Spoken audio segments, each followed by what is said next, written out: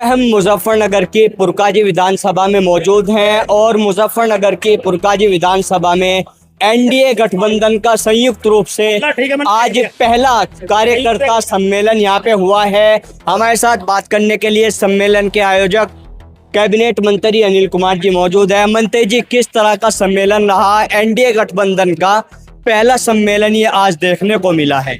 देखो, एक तो 2027 भी नजदीक है और उसी परिप्रेक्ष्य में ये कार्यक्रम रखा गया था। इस कार्यक्रम में हम लोगों ने एनडीए के तत्वाधान में इस कार्यक्रम को किया है और इसमें भारतीय जनता पार्टी के तमाम कार्यकर्ताओं और नेताओं को भी हम लोगों ने आमंत्रित किया, राष्ट्रीय लोकदल को भी आमंत्रित किया और जो हमारे और पारिवारिक लोग हैं हमने सब लोगों को इसमें आमंत्रित किया।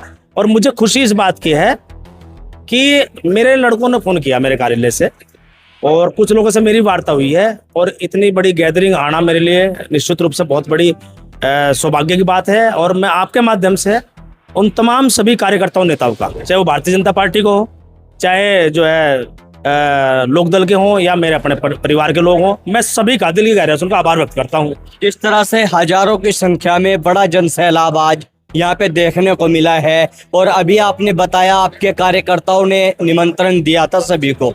जिस तरह से एक छोटे से बुलावे पर इतनी भीड़ उमड़ी है, इस भीड़ से क्या अंदाजा आप लगा रहे हैं? किस तरह का भविष्य आगामी 27 के चुनाव में आपको अपना नजर आ रहा है? देखो, मैं सार्वजनिक जीवन में हूँ और इस जनपद की जनता ने, इस विधानसभा की जनता ने मुझे 4 चुनाव लड़ाए हैं और 4 चुनाव में मुझे 3 में जीत मिली है। जब मुझे जीत मिलती है तब भी मैं ज्यादा खुश नहीं होता, लेकिन अपनी जिम्मेदारी का निर्वहन करता हूँ। जो मेरा धर्म है मैं उसको निभाने का काम करता हूँ।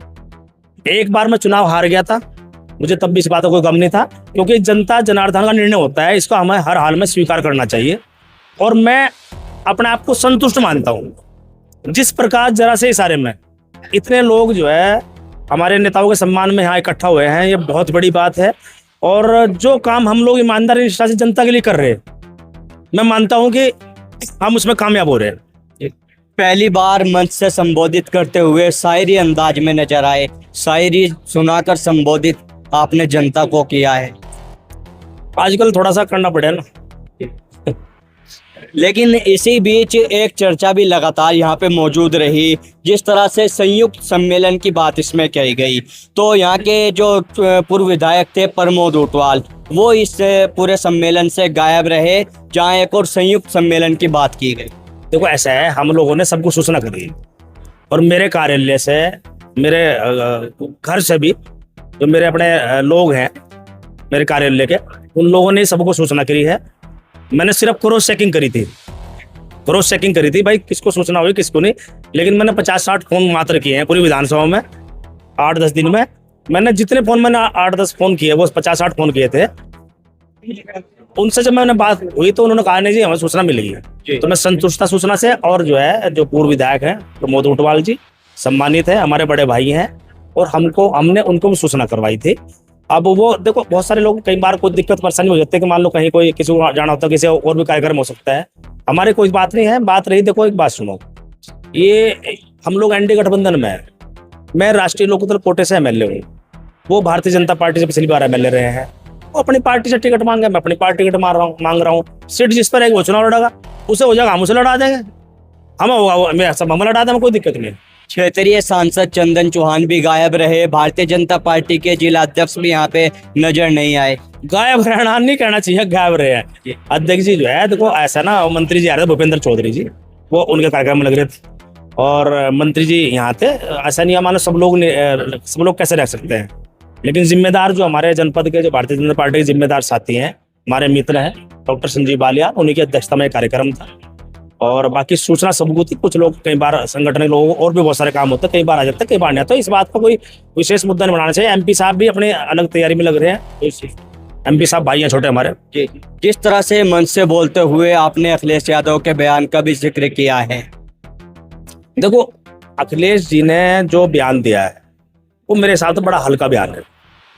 उसे सार्वजनिक जीवन में सही नहीं कहा जा सकता, क्योंकि जो जिस प्रकार उन्होंने बयान दिया है, बिना नाम लिए बयान दिया है, लेकिन इंगित उन्हीं को किया है। उसका बहुत रोष जो है जो राजनीतिक जो गलियारा है उसमें उसकी निंदा सभी दलों ने की है।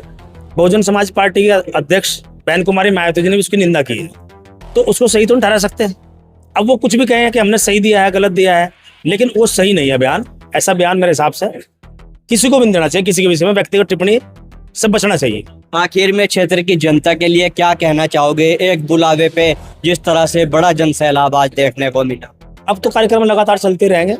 अब थोड़ा सा जो है 3-4 महीने हम इन्हें परेशान करेंगे, बाकी हम इनकी सेवा में डट कर रहते ही हैं। फिर कोई दिक्कत नहीं है, सब लोग तैयार हैं, जहाँ भी कार्यक्रम होगा सब लोग रहते हैं। और मैंने भाई दिल की गहराइयों से मैं आभार व्यक्त मंच से भी किया है, और इतना बड़ा एहसान इन लोगों का है कि ये छोटी सूचना पे जो है इतनी भारी संख्या में इकट्ठा हुए। मैं आपके माध्यम से आभार व्यक्त करता हूँ सभी का। बिल्कुल, देखिए कैबिनेट मंत्री अनिल कुमार हमारे साथ मौजूद थे।